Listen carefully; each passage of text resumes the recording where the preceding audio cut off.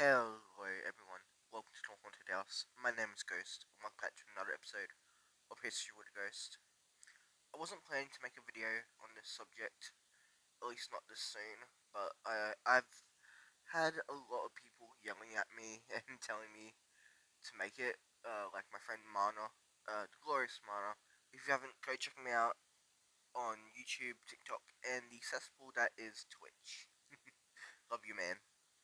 So today we're talking about the Emu War. I'm gonna show you how we lost and how it's not really our fault and that emus are just built different and are the strongest army in the world. Australia has what is known as the wheat belt. It is a major tourist attraction, but is also where most of Australia's wheat, other grains, sheep and their wool, cows and their milk, chickens and their eggs are harvested and herded. Also, rare minerals are mined there. The wheat belt stretches all over Western Australia and South Australia. It is vital to Australia's economy and to its resource security. The wheat belt has been around for 130 years. Now, emus have a breeding season that goes from April to June. After this breeding season, they usually migrate to safer places for their babies, uh, and places with more water specifically. This made the wheat belt the perfect migrate place because of specifically the water they have there, and of course they have food. From October to November of 1932, over 20,000 emus migrated to the western wheat belt, specifically to the towns of Campion, Walgoolan, and Chandler. The town of Campion would be the epicenter of the upcoming crisis. While there, the emus proceeded to destroy all the farms, trampling all over their wheat fields, destroying them, eating the wheat from the wheat field, eating grain from silos, and destroying fences, protecting the crops, which allowed other animals like rabbits and coyotes to make their way into the crops and eat them as well. The situation would become pretty dire. Farmers were already struggling as this was the Great Depression era. Um, they would lose heaps of money because of the emus, though the exact number isn't known. And it stings even more because most farmers at this point were vets from World War One. They were given land by the Australian government when they got home. They were already struggling financially when they got out, and this made things worse for them. Eventually, it got so bad that farmers started yelling at the government for help. They specifically requested Lewis machine guns be used to exterminate them. Again, most farmers in Australia at this time were ex-military. They knew how good machine guns were. They did have a bounty system where you could collect birds for money, but people thought more could be done. Eventually, Defence Minister Sir George Pearce would agree to exterminate the birds on the condition the state pay for the operation, and farmers would provide food, a home, and money for ammunition uh, for soldiers. Little greedy should have the government pay, but whatever. One of the reasons he agreed to this was he thought this would be good target practice for soldiers. The quote-unquote war was conducted under the command of Major Meredith. Don't even try to get me to say this dude's full name. It's insane. He was the major of the 7th Heavy Artillery of the Royal Australian Artillery. Now, I believe the Operation Going Horrible wasn't our fault, but if there was anything to take the blame for, it's this. Why on earth would you send a artillery regiment for this job? I don't know, but they did. Now, no artillery regiments are trained in firearms, but it's not their speciality. They should have sent proper grunts for this. This is probably one of the reasons we lost, I will admit. The operation was meant to start in October, near the beginning of the emu's mischief, but because of heavy rainfall, the emus spread it out and hid. By November, they had come out of hiding, and the government decided to start the operation on the 2nd. Fun little fact, the men on the day were told to bring back 100 emu skins so they could collect their feathers for Aussie military outfits.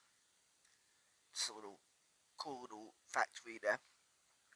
So, on the day, Major Meredith and two soldiers of the 7th Artillery, Sergeant S. McMurray and Gunnery Sergeant J. O'Halloran, travelled to the town of Campion, the epicenter of this crisis, with two Lewis machine guns, 10,000 rounds of ammo, and some vehicles. When they got there, they quickly spotted a flock of 50 emus nearby, causing chaos. They quickly put together a plan to herd the birds with the vehicles they brought. They had like a bunch of trucks. They herded them to a specific area where Meredith, McMurray, and O'Halloran were waiting with their two Lewis machine guns. When they got in range, they opened fire and the birds scattered, dodging 80% of their bullets. I want to take a second to explain just how insane emus are. They are beasts. They can reach a height of 6 feet and weigh 132 pounds. They can run at speeds of up to 30 miles per hour. Because of their thick skin and feathers, the birds are actually kind of bulletproof. The emu war would prove. There was no way we were going to win this. By the end of the first day, out of the 50 emus, only 20 were killed. The next big encounter at least, would be on the 4th, near a dam in Campion. It was a water source for the emus, and Meredith thought it would be smart to ambush them there.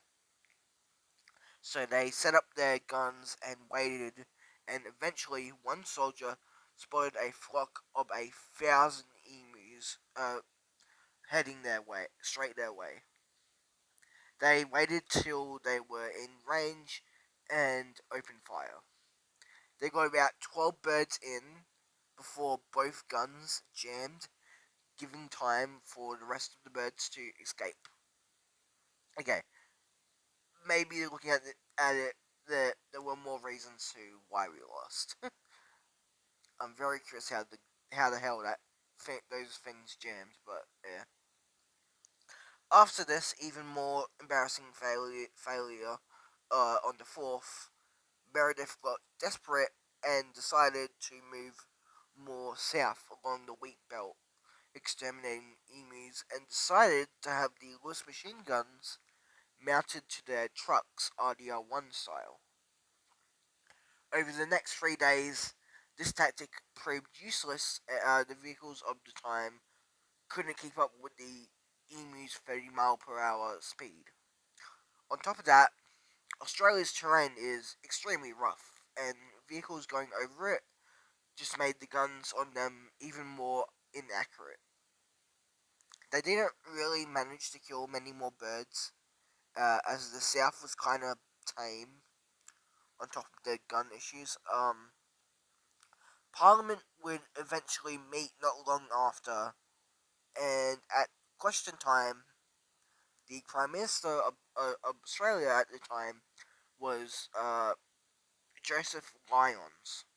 Him, along with George Pearce, the Defence Minister, would be grilled at question time. Labour Minister Albert Green jokingly said to PM Joseph Lyons that the emus should get a medal. Just an incredible burn. On top of this, the media were grilling them as well. They were just tearing them a new one. Because of this, Defence Minister George Pearce cancelled the operation and withdrew Meredith and his troops on the 8th of November. Out of the 10,000 rounds they had at their disposal, 2,500 were spent.